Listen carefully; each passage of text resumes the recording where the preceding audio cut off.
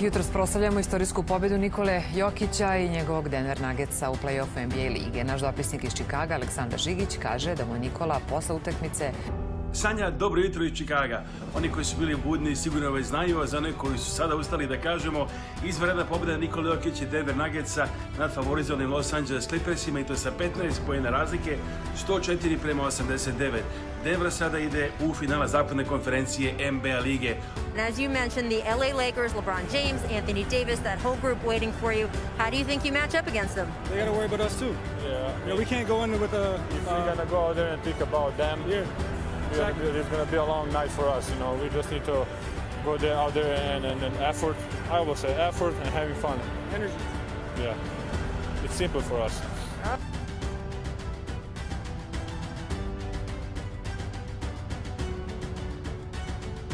On peut revenir sur la performance quand même de Jamal Murray. On est très long bien sûr sur ce match 7, mais les Nuggets ont été tellement impressionnants et c'est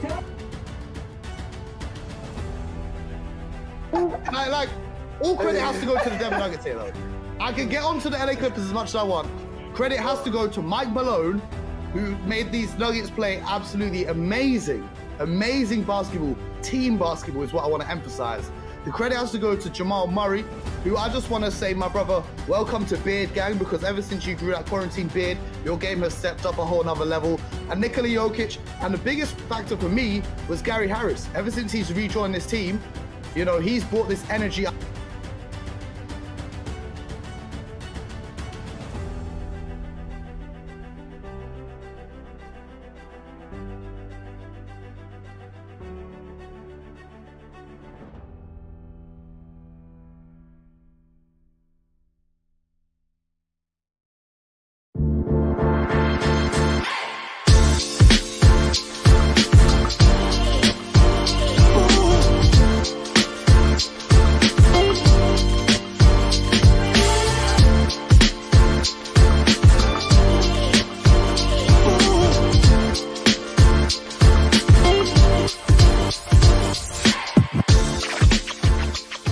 Hi everybody, welcome into the Nuggets Europe pre-game show. Now, tonight is the night. I don't want to say must win, but it's a big game. Delighted to be joined by Nuggets UK Ben. We've got Brad. It's been a long time, man. How's it going? Yeah, apologies.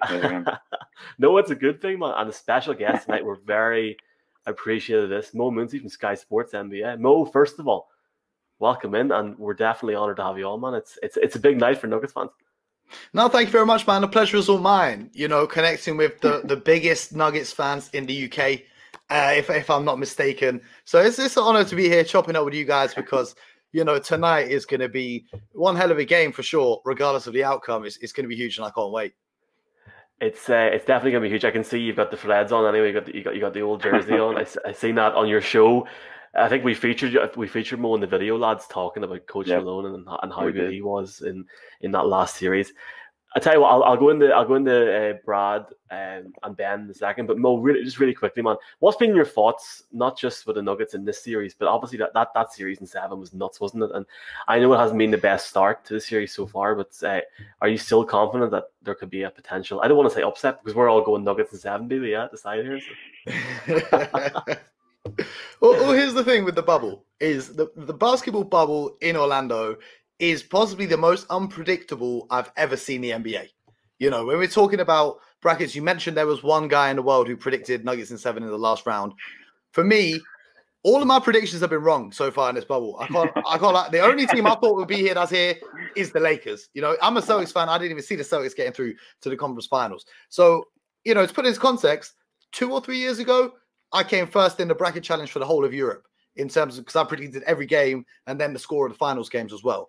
So, you know, I like to think my predictions are good, but this bubble has been a massive curveball. And we've seen that with the Denver Nuggets. You know, that first round against the Utah Jazz, you guys were missing a bunch of guys, you know, and especially out of all the teams in the league, your guys came last to the bubble. You know, some of the guys, Gary Harris, etc., they came in late. We didn't know what kind of shape they'd be in. We didn't know how they'd affect things. So, you know, to get through that 3-1 hole against the Utah Jazz, who, by the way, played spectacular basketball. You know, Donovan Mitchell went absolutely crazy. He played at a level I don't think any of us expected him to play at, but so did Jamal Murray, and that was kind of what got Jamal Murray heated up for the rest of this playoffs. And then that series against the Clippers, Boy, that was one for the ages. You know, when we talk about all-time playoff upsets, I think that definitely has to be up there. You know, and when you look at it though, you know, from you guys are great basketball minds. You know, on paper, yeah, the Clippers have big names, but here's something I heard the other day that really put into context for me is that this Denver Nuggets team is built to play basketball. This is what I was emphasizing on Heat Check. You guys saw the clip when I was talking about the emphasis on team basketball. They built this team to be almost like a clock with, you know, all the parts serving their function and moving around perfectly. Everyone's playing their role and playing well. For me, the Clippers team was kind of put together in a bid to stop the Lakers or whoever they thought would be top, the Warriors or whatever. They thought, let us load up on big names and load up on star power, and we'll go and get this championship.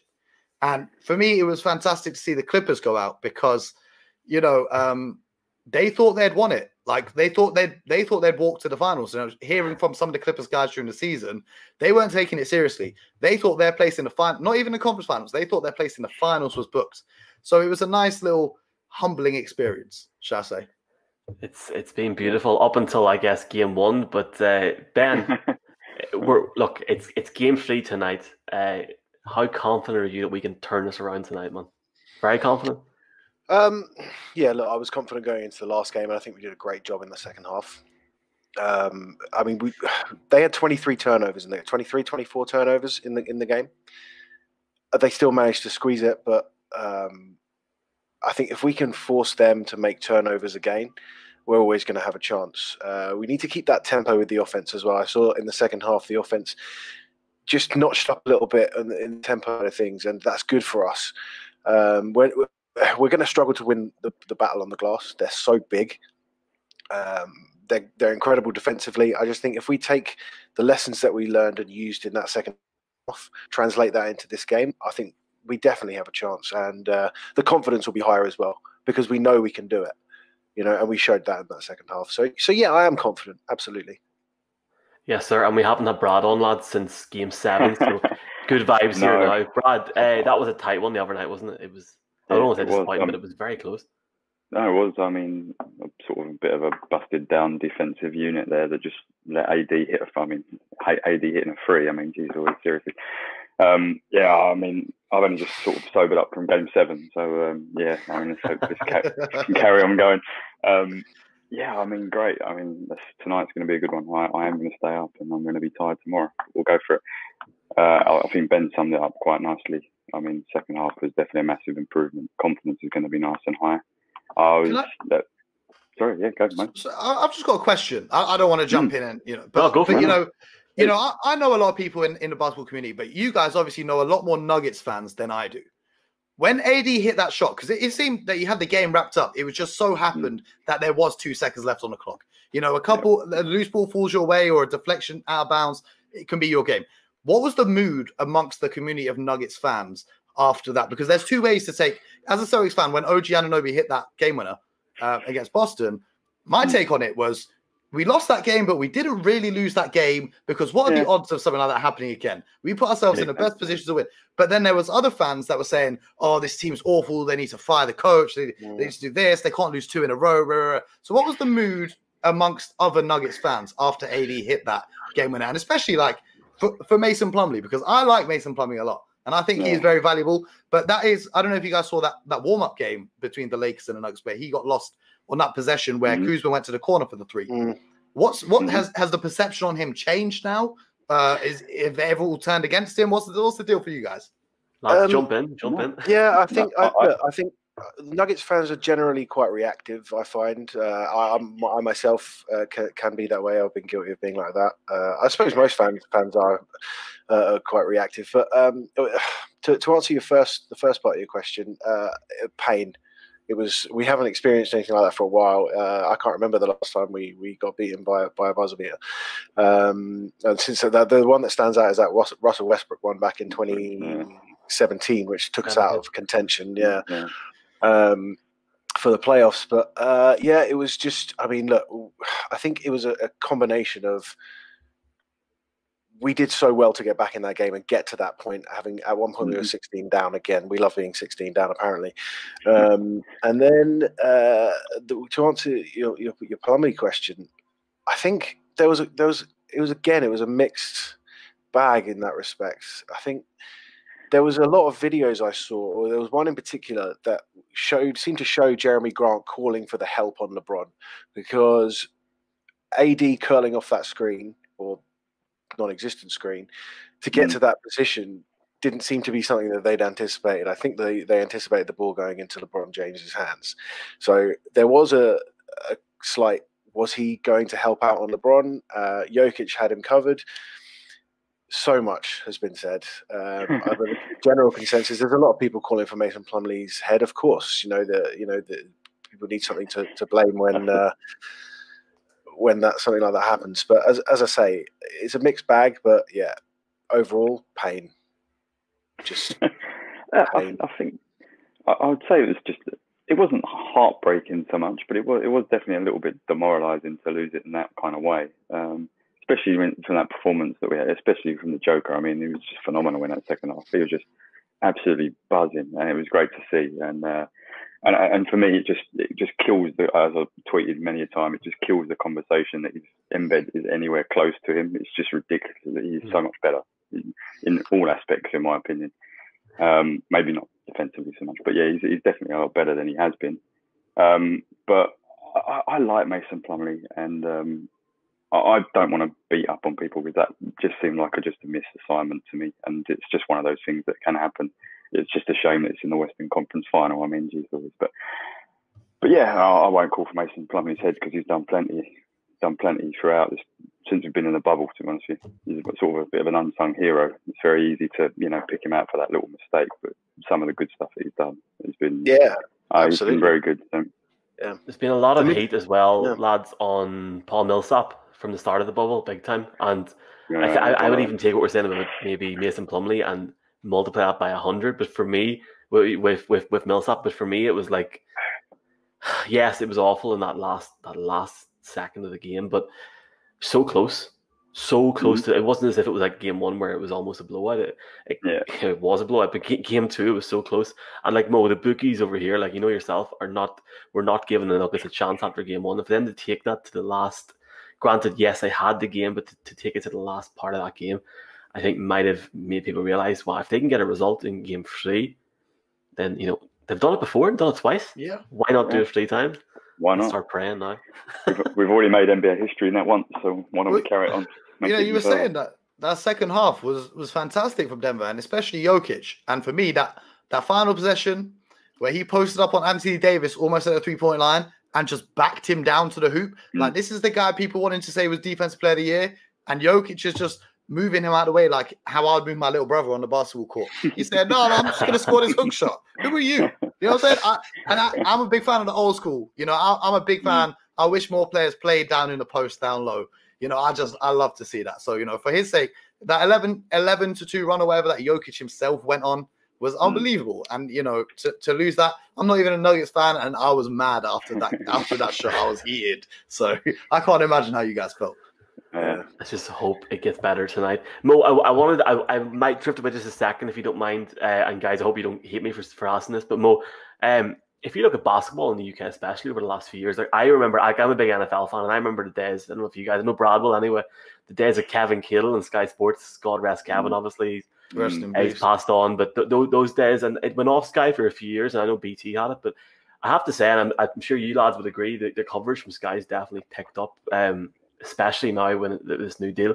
I've really enjoyed it, and I'm sure you guys have as well. But Mo, I'm sure you've loved being part of this Sky team, because even in lockdown, you're still pumping out content, as you've said, on a daily basis. And it was definitely good to see a few local lads give praise to the Nuggets, especially after that last series.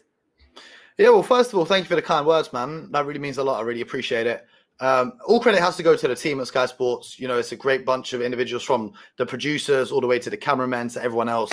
They're the real heroes. They just put me in. They just say, Mo, talk about basketball. Cool. They do all the hard work. I'm just here talking about basketball. So honestly, it's a blessing for me. I enjoy every second of it. It's an honor, and it's like life-changing that they put me in this position. And I feel like, the fact that now I can come on here and talk to you guys, and then I can talk to other people in the community, and I can hop on other people's podcasts.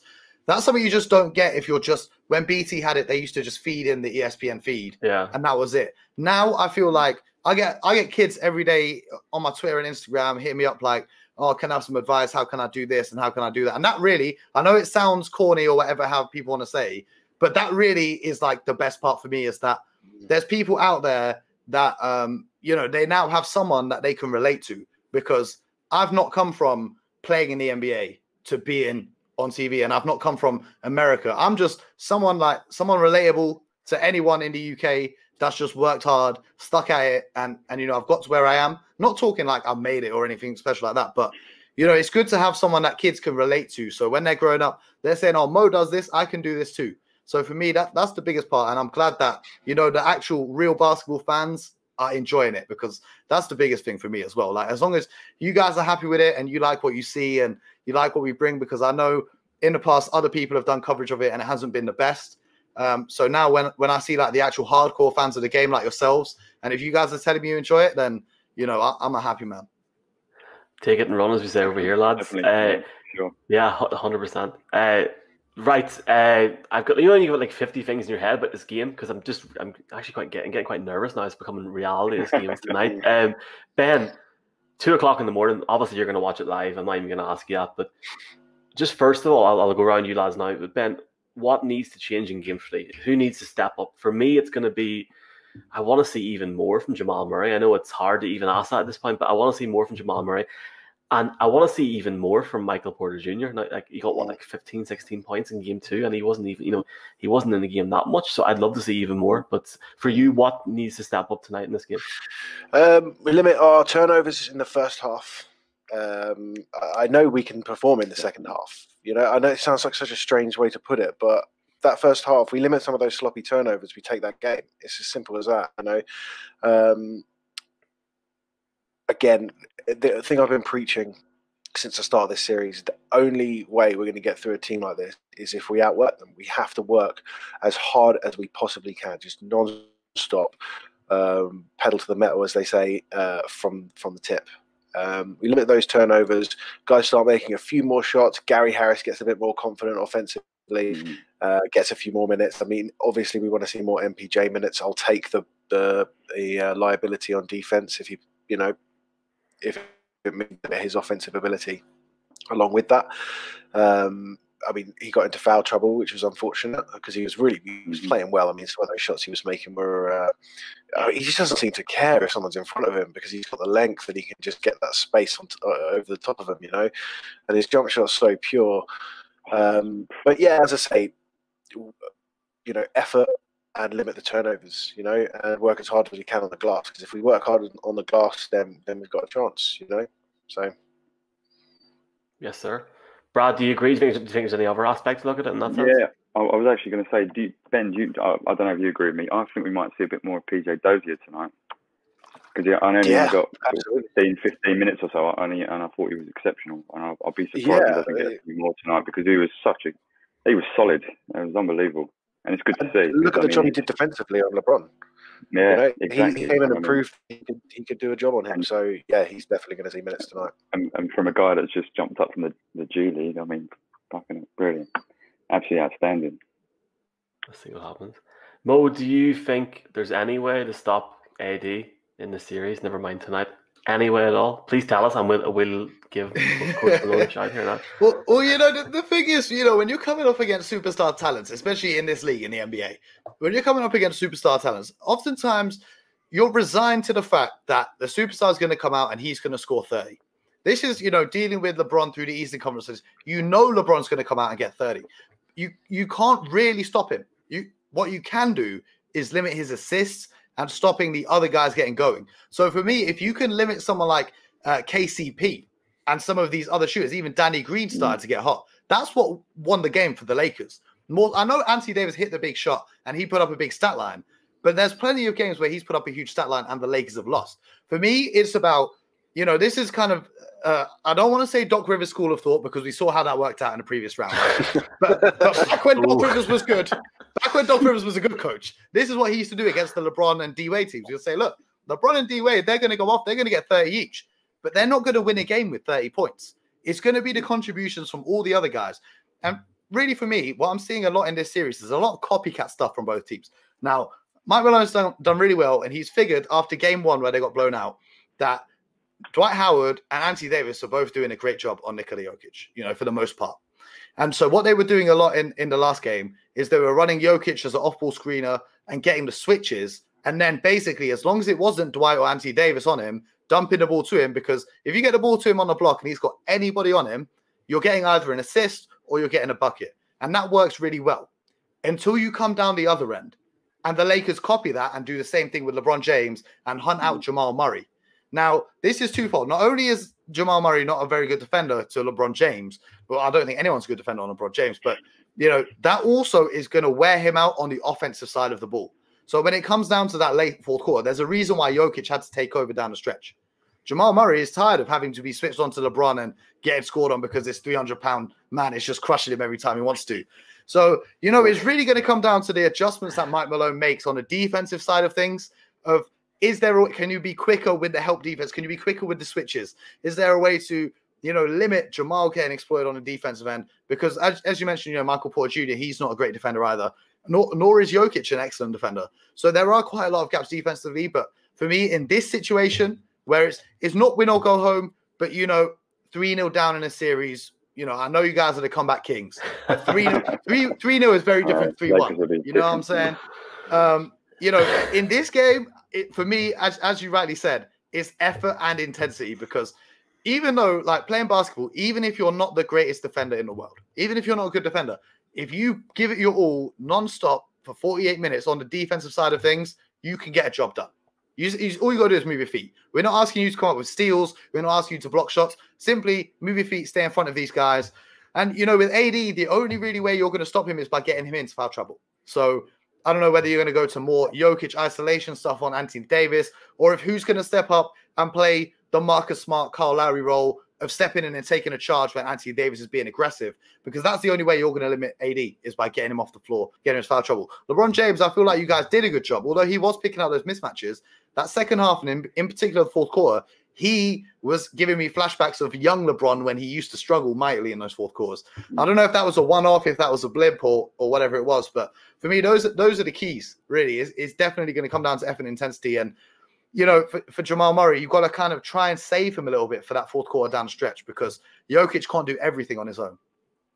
I just hope that LeBron is struggling, not just in the fourth quarter, but all four quarters, but that's not going to happen, is it? Ben, I'm just Brad in a second. Ben, I'm just wondering, man, have you any questions even about tonight or just NBA that you want to give to Mo? Sorry, I just want to... I think that's a great point what you just made, and I think the perfect example of what you said in regards to Jamal Murray is look at Jeremy Grant, man. Jeremy Grant has had a rough time and on the offensive end, and exactly to your point, Mo, look what he's been having to do. He's either guarding LeBron or he's guarding Anthony Davis through the entire game.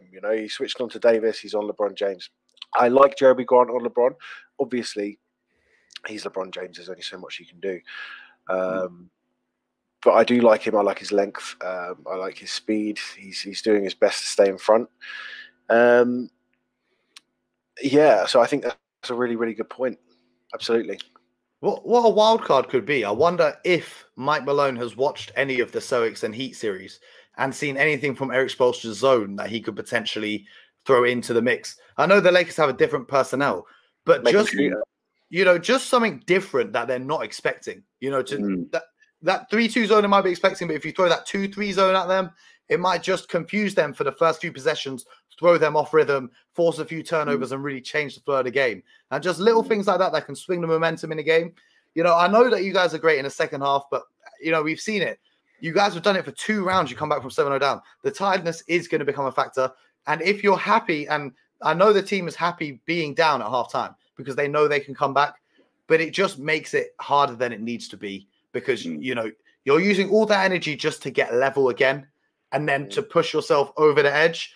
You just got to pull something else out of the bag. And then you're looking at this Lakers team where conditioning-wise, I just feel like they have superior athletes on the floor. So, it's going to be very tough. But, like I said, there's a few factors that can go their way. Gary Harris, if he hits a few triples, Michael Porter Jr., if he comes off the bench and gives you 20, that's two more factors in the game that can easily swing it. So I don't want to say the series is done because, you know, with the Denver Nuggets, it's proven that they're never done.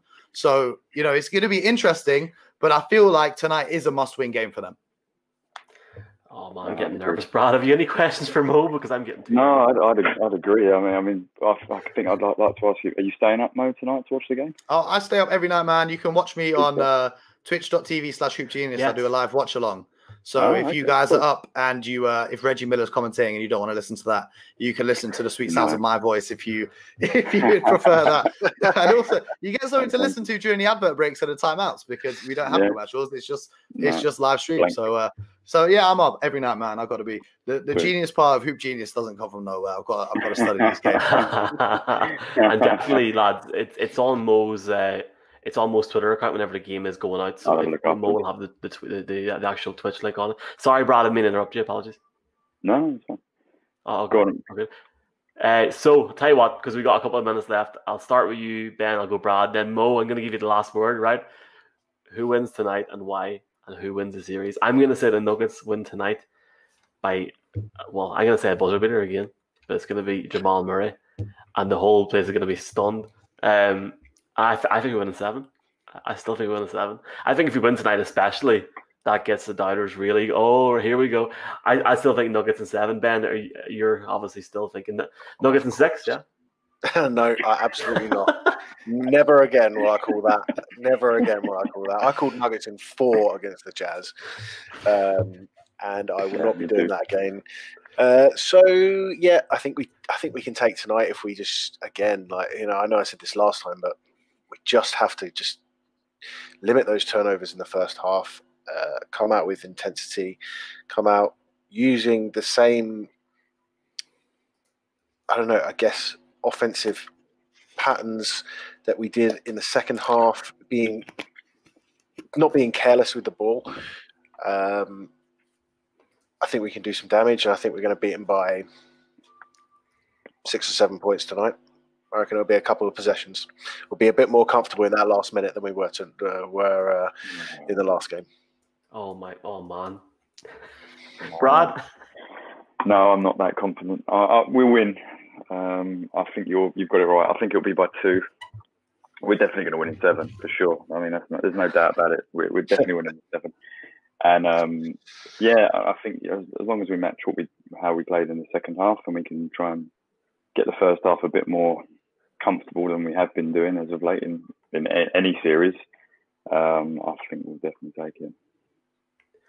Mo, be honest, man. I know you're not just working for the Nuggets. But you know, I'll keep it real, man. I always keep it real. I feel like this. If you guys are going to win any game in this series, tonight is the night. You know, the Lakers, they blew out game 1, and then they hit that magical shot at the end of game 2. So they're running the risk right now of getting ahead of themselves and thinking this series is won when it isn't. And that's when you're at your most vulnerable in the NBA playoffs. When you get ahead of yourself and you start looking at the other teams on the other side of the bracket and thinking, who are we going to play, and who are we going to be playing, the Heat or the Sox? That's the risk that they're running right now. For Denver, it can go one of 2 ways. Either they're super motivated by just losing on the buzzer, or they're super deflated. But if I've seen anything from this Nugget squad throughout the first 2 rounds, they don't get deflated like that. When they're down and when their back's against the wall, that's when the best comes out of them. So I think the Denver Nuggets can win tonight. However, I'm sorry, I don't see them winning the series. I don't want to break your hearts, but personally, I would love if the Denver Nuggets won this. Nothing would make me happier than the Denver Nuggets winning this series. Believe me, I would love it. You know, I'm a big fan. Gary Harris is someone that, you know, I've spoken with numerous times before. Coach Malone, whenever I do interviews with him, one of the nicest coaches in the NBA. I want nothing but good things to happen to this squad. But, you know, it does 7 games, and then coming from behind in all of these games against the Lakers, it is going to take its toll at some point. And I do feel like this.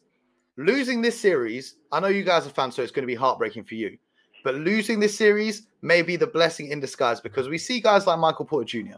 He said, give me the ball. Stop playing amongst yourselves. Give me the ball more. And since he said that, he's got the ball, and he's been an absolute bucket. So his confidence is sky high. But by losing this series, he's going to be able to sit down with himself and have a real look at what he needs to improve on. If you guys get to the NBA Finals and even win a championship, I don't think that for his development as an individual player, it's going to be as beneficial as perhaps losing. I know that doesn't make sense, that in the long term, it's going to be better to lose. But, you know, in terms of just the players' mentalities and some of these guys that, you know, I've worked with before, he's going to be able to go away and they're going to look at it as a team and say, how could we have won this series? They're going to have said, well, Michael, you are positive every minute you're on the court on the offensive end, but you are unplayable on defense. So this offseason, you need to work on your defense. And that's really going to give you guys more benefits in the long term as a franchise, because if you can get Michael Porter Jr., we know he's capable of scoring. But if you can make him into a viable defender, then this team just becomes a whole lot more scary, because then you guys have a big three while the rest of the league is playing with duos. And that's a matchup nightmare for any team that you come across. Oh, I love that. I love that, lads. That all sounds fantastic. I tell you what, and Mike, it sounds like Mo's on my MPJ train. He's coming along for the ride. Hey, I've been a fan since high school, man. I used to watch that kid play in high school. He's got the talent, no doubt. But, it's just hit that weight room, get working on those defensive drills. And more than anything, for me, is his instincts and awareness. He needs to really study the tape, because there's a lot of plays where he's looking like a deer in the headlights and he's kind of stood still and there's three players wide open. So for me, I want him to go away and work on that defense, because then that changes the whole dynamic of what people see when they look at the Denver Nuggets. Yeah.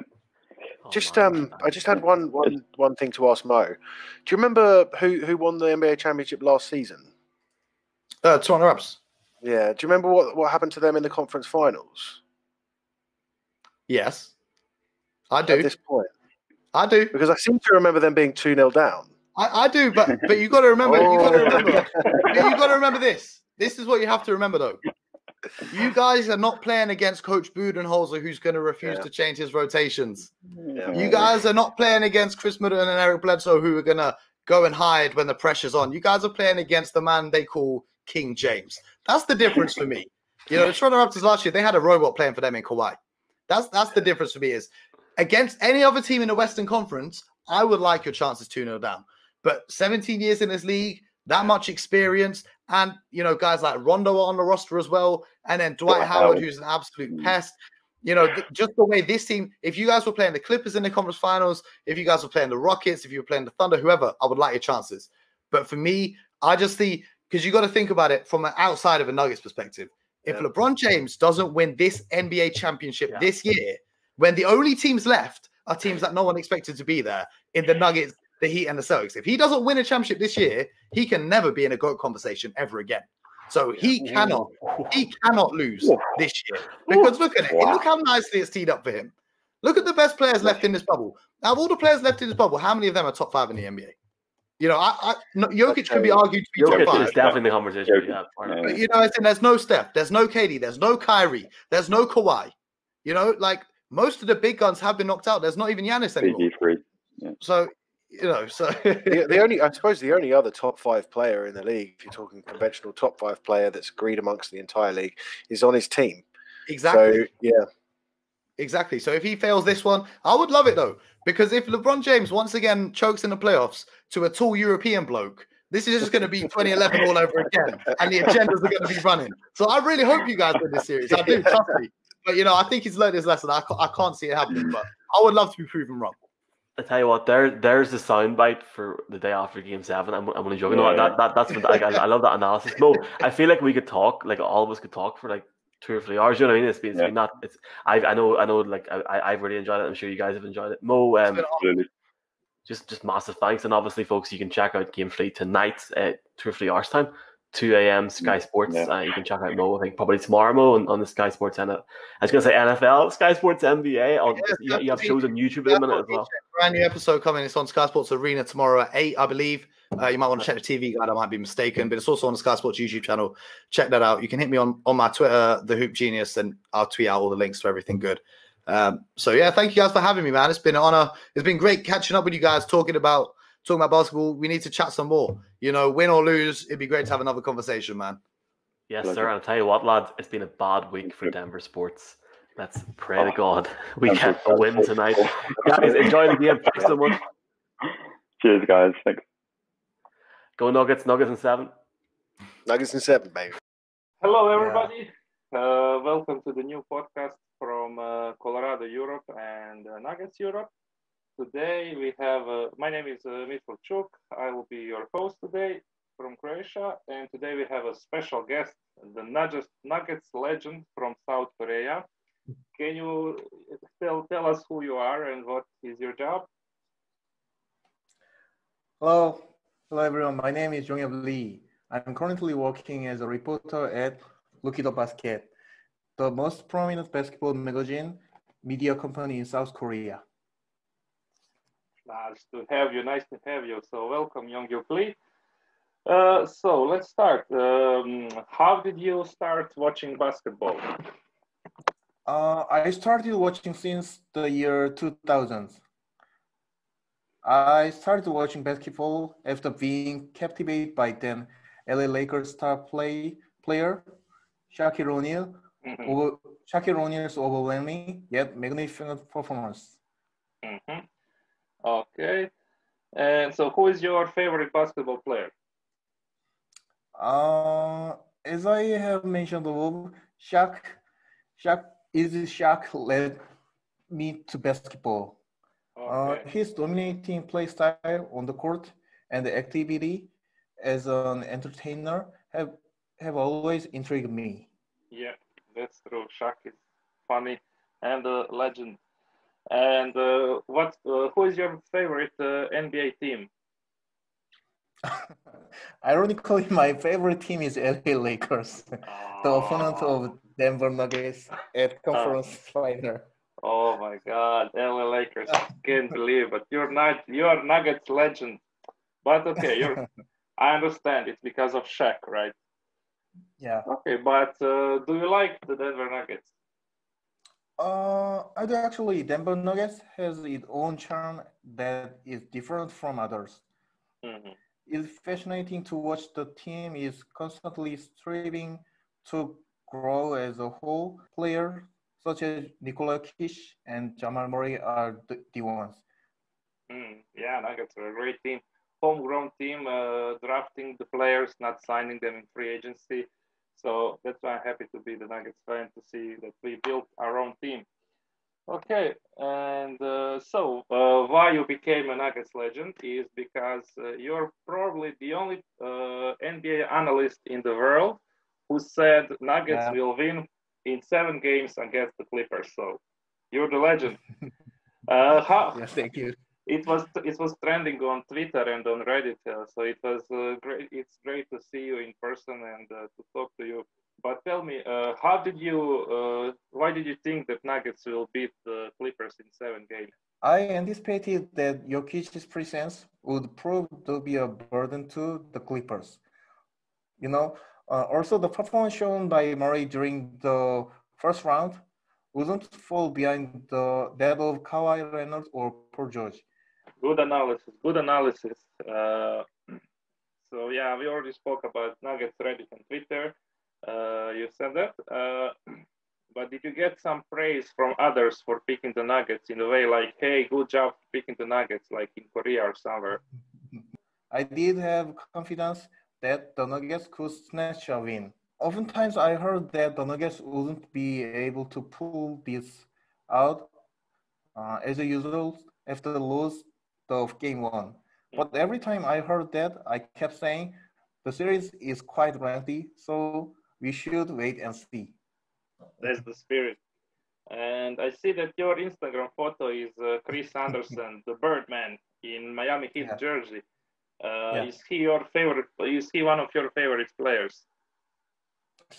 No. My favorite player is Shaq. Shaq, yeah, okay. But Chris Anderson, the Birdman, was playing for the Denver Nuggets. Is that why you like him also, huh? I'm aware of this. I also know that Chris Anderson had played for Nuggets during 2008-2009 seasons against the Lakers at the conference finals. Yeah. 11 years ago. That was a long time. Yeah. And also, so last night we lost against the LA Lakers by Anthony Davis triple in the last second. So that was tough to watch. But anyways, if somebody can cheer us up, it's you, because you also picked Nuggets in 7 against the Lakers, right? Yeah. Why do you believe the Nuggets can beat the Lakers?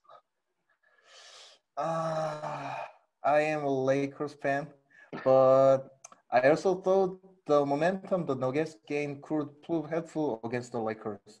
However, I am a bit worried if the Nuggets might not be able to pull this off after loss of game 2.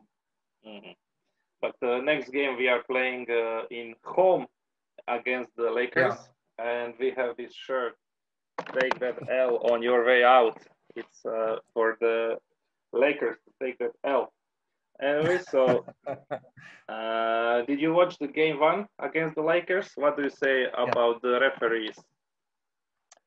I thought the calls made by referees during game 1 were a bit more advantageous toward the Lakers. But then again, game 2 calls were softer and more advantageous toward the Nuggets, I think. It's fair, yeah. Okay. So how do you like Nikola Jokic as a player? Oh, he's a brand new type of player. People compare Jokic to Larry Bird or Magic Johnson, but honestly, I'm not so sure. I just think that he is a player with originality. And recently, European players such as Luka Doncic and Giannis Antetokounmpo are taking active part in NBA. I'm glad to see this globalization of the player pool. Yeah, that's great. So Jokic is from Serbia. So are my colleagues from this podcast. So do you know something about Serbia? I know Novak Djokovic, who is currently #1 tennis player in the world. And I also know that Serbia has a regretful result in the last basketball World Cup. So my colleagues are from Serbia. I'm from Croatia. Do you know something about Croatia? I believe soccer is immensely popular in Croatia. I know players such as Ivan Perisic, Luka Modric, Ante Levic. Yeah. And I also remember MMA fighter Michael Krokop. Oh, Mirko Krokop. Yes. Good. And Koreans think Croatia has beautiful natural habitat and landscape with a lasting feel to the atmosphere. I would definitely like to visit sometime in the future. We will host you. Just let us know when you're coming. You can come to my friends in Serbia. You can come to me in Croatia. Sleep for free. Don't worry. You are our friend. And the last question is, so I'm Manchester United fan also. So where is my favorite football player, Park Ji-sung? He usually does not show himself at the public space, other than working as a commentator during World Cup seasons. Also, I know he recently has set up his own YouTube channel. Oh, so Park Ji-sung has his own YouTube channel. Yeah. I hope he will watch our YouTube channel also. So we went through all of our questions. That's it. We wanted to know who you are and why did you pick the Nuggets, and to finally see you. You know, you were trending on Twitter and Reddit, and nobody could find you, but somehow we managed to find you. And I'm very thankful that you joined us on this podcast.